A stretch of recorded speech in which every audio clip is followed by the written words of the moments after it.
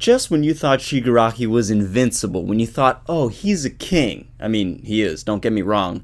But just when you thought the heroes almost lost hope for a second, the reality of having all that power came swiftly knocking at the door.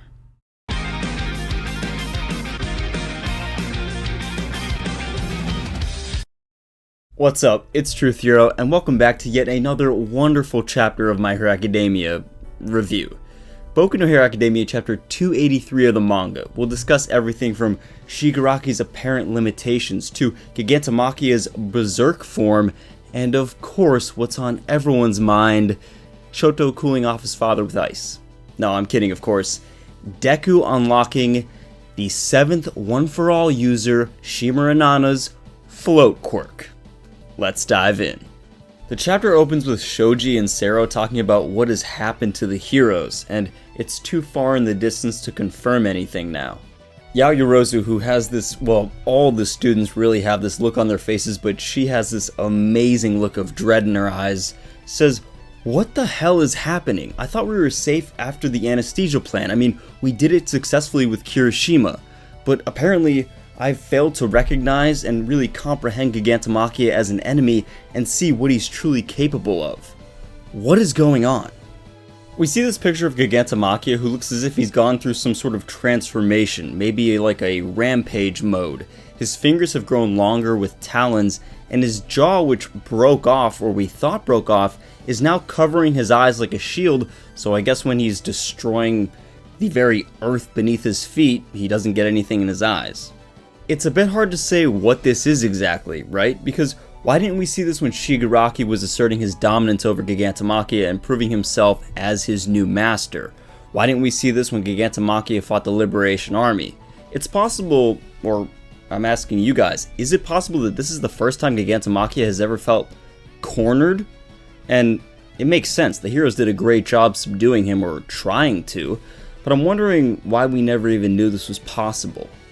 Again, I gotta comment on the look that the students have on their faces, just sheer dread. It reminds me of Peter Quill in Infinity War.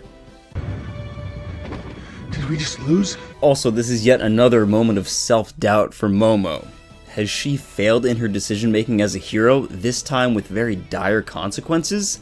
Personally, I don't think she failed, but try telling her that. We see the pro-hero Majestic levitating people to safety with those ring platforms, and right as he's about to bite the dust, he tells Yaoyorozu, "Your decision-making and your actions were not wrong. No matter what happens from now on, keep going." Oh my goodness, as if there wasn't enough destruction already to make her feel bad about her anesthesia plan failing, combine this with the fact that at least one pro-hero had to die just to save the students and everyone, because it didn't immediately work. This may have shaken your confidence, Momo, but keep your head up, okay? I promise you, you're a great hero. Himne.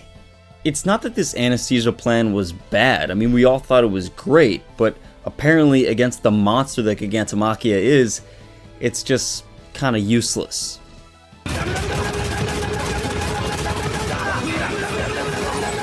Dr. Ujiko apparently has something to say as he's being taken into custody by police. He goes, "You're all absolutely finished. He is the new number one. Everything will be overturned by him." Of course, talking about Shigaraki. First of all, Dr. Ujiko, be quiet, okay? Oof, just sit down. Nobody wants to hear from you. But this chatter from the peanut gallery is actually kind of important. Ujiko says that Gigantomachia is a disaster that will live and die for his master. And we're certainly seeing that effort in this chapter. If Gigantomachia was capable of going plus ultra, then this new transformation and form that he has with these talons is certainly it. Ujiko also says that by imitating it, Machia, the Nomu were born, and every king needs their soldiers, right? Referencing Shigaraki as the new villain king. Now, I don't know if this necessarily sheds any more light on the Nomu and how they're created, but it's possible that Gigantomachia is the original template for when grafting quirks and abilities onto normal criminals in creating Nomu. And as we've seen, there's obviously advanced Nomu with hero DNA, like Shirakumo's, in the high-end Nomu that is Kurogiri. So it's just something to think about, that it's possible All For One and Ujiko, when creating the first Nomu back in the day, or prototypes, used Gigantomachia as a model. Very cool that Shigaraki is this king and invincible leader of this army of Nomu soldiers with his #1 operative and bodyguard, Gigantomachia. And just like Shigaraki's dream states, as long as Gigantomachia is on the move, ruin is inevitable. Shigaraki and his crew will tear down Hero Society. Also, I hope Dr. Ujiko is just like stepped on by Gigantomachia, like without a thought. Just, oh hey, I'm on your side, don't just pancake. I mean, he deserves it. He's a horrible, horrible villain, and he should get what's coming to him. If he really wants ruin and Gigantomachia, well, let him experience it.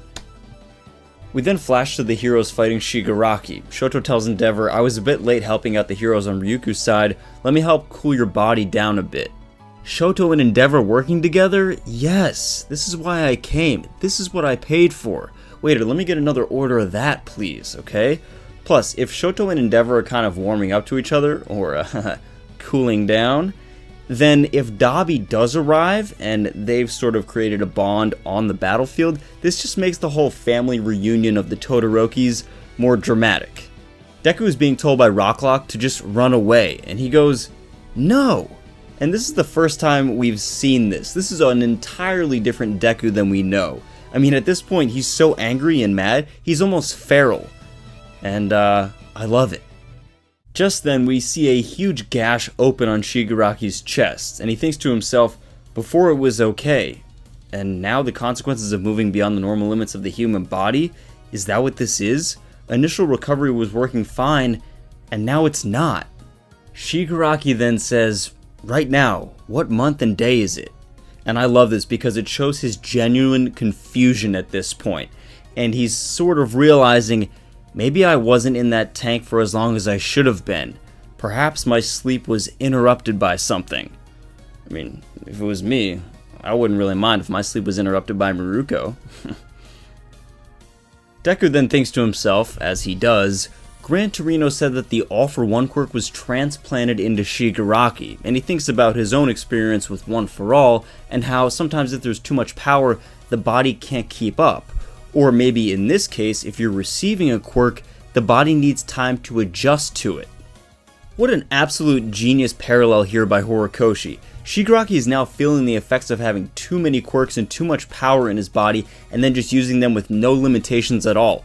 Deku knows better than this. From his experience with One for All, he knows that he can't just go 100%, not at least without a plan, and months and almost a year of training his body first. Even now in this fight, he's going something like 20% or maybe 100% with his One for All, but he's bracing his arm with Black Whip. He knows better than this, and Shigaraki is clearly feeling the effects of not having any knowledge of this or any experience of it. And this is a good thing because now it could be a battle of wit and logic between Deku and Shigaraki, who can use 100% power without breaking themselves. We do see this panel where Miruko is kicking the tank, and there's that kind of flashback to 75% settlement rate, which means the quirks were 3/4 of the way comfortable in Shigaraki's body. And now he's feeling the effects. He was pretty devastating before all this happened and before his body started to betray his power. Imagine if Shigaraki had just rested in that tank for the full time, if it had been 100%. I mean, this is an unbelievable break for the heroes, and at this point, it might be a little bit of plot armor. Stop. We just have to take a moment to say that Miruko is still hanging in there, alright? Go Miruko. Thick thighs really do save lives, and we need hers in the future. Shigaraki still doesn't quite understand what is happening. Initial recovery was still in effect. So what the heck is going on? It's kind of cool that we get to know the name of one of his quirks here, Initial Recovery, or maybe First Recovery, or Automatic Recovery, but no amount of background quirks are going to help Shigaraki right now. In fact, what's best for his body is not using any quirks, or anything that's not human, not going above any limits. But unfortunately, with the heroes bearing down on him, that's not an option. One touch, and it's all over. One Touch Man goes to release another decay wave, and I gotta say, honestly, I think Shigaraki might be getting a little desperate at this point with his body breaking down. I mean, instead of thinking about how to strategically use his quirks and which heroes to target and avoid. He's just trying to shoo every hero away by decaying them. And if there's one thing that would take a massive toll on his body, it's releasing one of these waves. So he's clearly not playing as smart as he could, and I think the gravity of his situation is clouding his judgment. And at this critical moment, when another decay wave would just disintegrate all these tired heroes, Deku activates One For All number 7's Float and grabs each and every hero with Black Whip, pulling them up and levitating them to safety.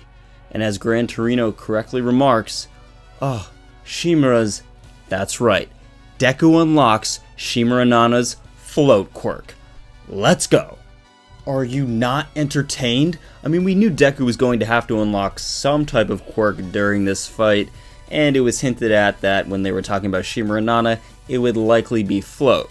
Of course, when we saw what Shigaraki was capable of, being off the ground was the optimal one to have. So this is amazing. Congrats to Deku for doing that, and what a great moment to just pull that out of your hat.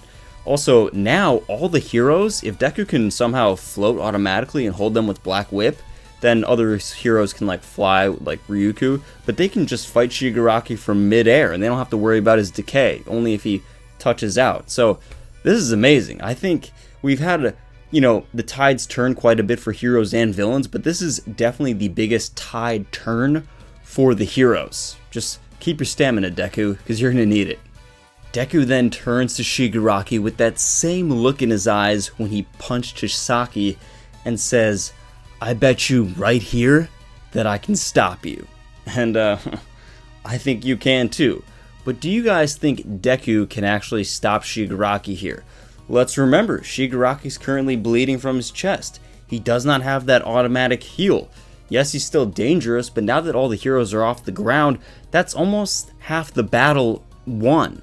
So if Deku can help the other heroes out, do you guys think that the heroes have a huge chance to defeat Shigaraki and take him down here? I'm saying yes, and I'm really wondering how Horikoshi's going to end this arc. But I see this ending in a positive way for the heroes. I mean, if it doesn't, then why did Deku unlock Float? I mean, he's got to do something grand with it. So now is the heroes' time to shine. Also, yes, the heroes will get tired as they fight, but Shigaraki, as he uses any quirk, will continue to subject his body to basically torture, because it's not accepting them. It's almost rejecting them like an organ. So his time is more limited, and his stamina is more limited on the battlefield than the heroes who, by Deku doing this, almost have a second wind. Also, new heroes like Shoto have shown up, and he's fresh and ready to go. So I think the heroes stand a real chance against Shigaraki. Gigantomachia, on the other hand, I don't know how the heroes are going to defeat him. And keep in mind, it's not the same heroes that are fighting Shigaraki, although I guess he is headed towards that direction. But first, he will encounter people like Ida, Tsuyu, and Uraraka. So how are those three, with I guess some heroes that are there, going to handle this just absolute monster? Maybe Uraraka can float him, and then Tsuyu can throw him with her tongue, and he can just float out to space like cars? JoJo fans know what I'm talking about. But man, right now I think Gigantomachia is more dangerous than Shigaraki. As always, thanks for watching. Let me know down below in the comments, can Deku and the heroes defeat Shigaraki, and will they in fact do this? Also, can Ida, Tsuyu, and Uraraka, and whoever else is around, maybe handle Gigantomachia? Maybe he'll fall asleep? I'd love to hear your theories. If you guys like My Hero Academia content and these chapter reviews, consider enrolling at UA today by subscribing. And until next time, hero or villain, plus ultra.